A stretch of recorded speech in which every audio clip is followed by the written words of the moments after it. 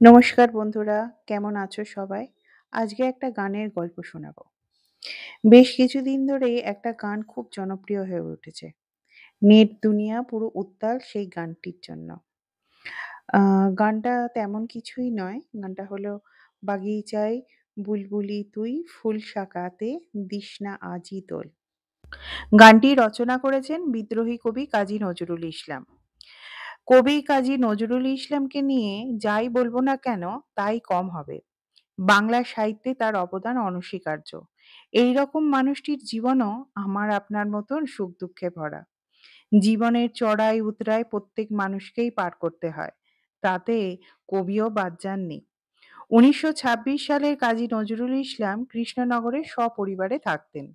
তার দ্বিতীয় ছেলে অরিন্দম খালেদ বুলবুল অসুস্থ হলে ছেলের চিকিৎসার টাকা জোগাড় করতে রেলগাড়িতে করে কলকাতার কল্লোল পত্রিকার কার্যালয়ে আসার পথে গাড়িতে পাওয়া একটি কাগজে ছাপা বিজ্ঞাপনের উল্টো পৃষ্ঠায় পেন্সিল দিয়ে এই গজলটি লেখেন। টাকা জোগাড়ের পর নৃপেন কৃষ্ণ চট্টোপাধ্যায়কে গজলটি দিয়ে দ্রুত চলে যান। তৈরি হয় সেই বিখ্যাত গান বাগিচায় বুলবুলি তুই ফুল শাকাতে দিস না আজি দোল। এইখানেই শেষ নয়। ছেলে বুলবুলকে নিয়ে আরও একটি গান করেন কবি। তবে তার ইতিহাস আবার আরও করুণ। মাত্র ৪ বছর বয়সে নজরুল পুত্র যাকে বুলবুল বলে ভালোবেসে ডাকতেন সে মারা যায়। ভাগ্যের এমন পরিহাস, ছেলেকে কবর দেয়ার মতন মাত্র ৳১৩৫ সেটাও ছিল না তার কাছে। টাকার আশায় এক প্রকাশকের কাছে গেলে তিনি দাবি করেন যে গান লিখে দিতে হবে, তবে টাকা মিলবে।